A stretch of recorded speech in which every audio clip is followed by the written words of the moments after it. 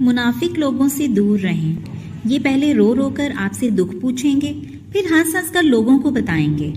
رسول اللہ صلی اللہ علیہ وسلم نے فرمایا، آسانی پیدا کرو، تنگی پیدا نہ کرو، لوگوں کو تسلی و تشفی دو، نفرت نہ دلاؤ۔